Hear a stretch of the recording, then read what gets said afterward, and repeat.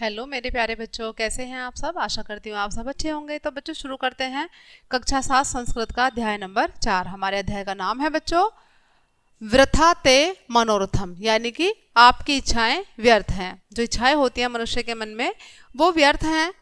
केवल आत्म प्रशंसा के लिए किया गया प्रयास व्यर्थ होता है, यानी कि जिस प्रशंसा से हमारा मन खुश होता है केवल वह प्रयास व्यर्थ है।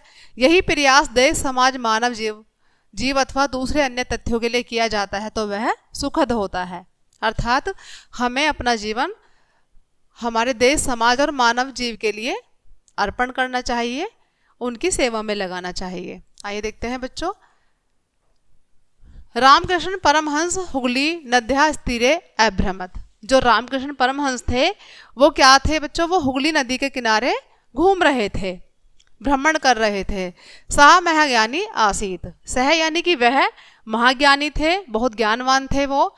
सह मनसी ज्ञान विमर्श करोति इसमें, और वो मन ही मन में कुछ सोच रहे थे, विचार विमर्श कर रहे थे घूमते हुए वहां पर।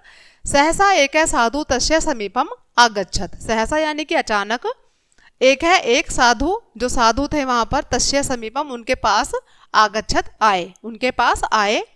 सह साधु सर्वेगण रामकृष्ण परमहंस प्रीति अभोच्यत, और जो वो साधु थे वो आकर एकदम से परमहंस के सामने आकर बोले, महाराज यदि भवान ममाम स्वीकरोति गुरुपदम तरहि अहम स्वचमत्कृतम प्रदर्शयामि। यदि तुम मुझे अपना गुरु मानते हो तो मैं तुम्हें अपने चमत्कार दिखाऊं।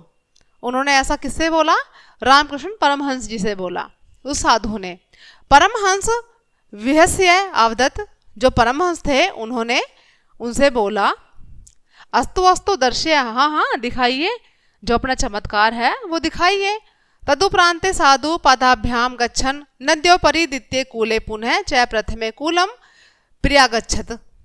अब उन्होंने क्या करा साधु ने कि वो नदी पर, जो नदी का पानी बह रहा था उसके ऊपर चलकर, पानी के ऊपर चलकर दूसरे उस पर पहुंचे छोर पर, और फिर वहां से वापस आ गए परमहंस जी के पास। साधु यदा परमहंस से समीपम प्रियागच्छतम स अस्ति सगर्वेण पुरफलित आसीत। और जब साधु परमहंस जी के पास वापस आए, नदी के उस छोर से वापस आए, तो वो एकदम से प्रफुल्लित होकर बोले, सह साधु अवदत, साधु बोले, अधुना तुम मम स्वयगुरु स्वीकारो, तो अब तुम मेरे चमत्कार जो तुमने देख लिया है तो क्या तुम अब मुझे अपना गुरु मानते हो? परमहंस अपृच्छद, जो परमहंस थे उन्होंने पूछा साधु से, हे साधु अस्य चमत्कारस्य अभ्यासेन कति तपस्या कृत है, कि ऐसा चमत्कार दिखाने के लिए तुमने तपस्या में कितना समय व्यतीत किया? साधु कौतूहले नवदित, जो साधु था उसने कौतूहल से कहा कि चतुर्दश संवत सपर्यंतम अहम तथा अक्रोत अरिशनम, कि मुझे इस तपस्या को करने में पूरे 14 वर्ष लग गए। परमहंस पुनः पृछद, जो परमहंस थे उन्होंने दोबारा से पूछा, अश्याम नदाम तुरतम नाविका कति रुपयाणी काणी याचिति, कि इस नदी को पार करने के लिए जो नाविक होते हैं वो कितने रुपए लेते हैं? साधु उत्तरत रुपये में एकम, जो साधु उत्तर देता है कि 1 रुपया। इस नदी को पार करने के लिए जो नाविक होता है वो 1 रुपया लेता है। परमहंस असहत अवदत च, और जो परमहंस जी थे वो साधु से दोबारा बोलते हैं क्या कहते हैं, यह कार्य रूप के मेकम कि हिम सामान्य जन पूर्ण कंतु शक्यते तस्मै तव्या चतुर्दश सर्वाणी वृथा अक्रोत, कि इस नदी को पार करने के लिए सिर्फ मात्र 1 रुपया लगता है जो नाविक लेता है, और तुमने इस कार्य को करने के लिए या इस चमत्कार को उत्पन्न करने के लिए 14 वर्ष बेकार कर दिए। अयम न हर्ष विषय, और ये हर्ष का कोई विषय नहीं है, यानी कि कोई खुशी की बात नहीं है।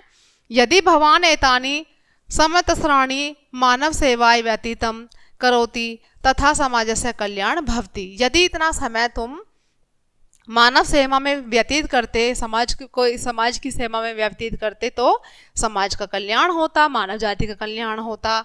इत्यादि करने से साधु लज्जामुखी भूय परमहंसस्य चरणों अपतत।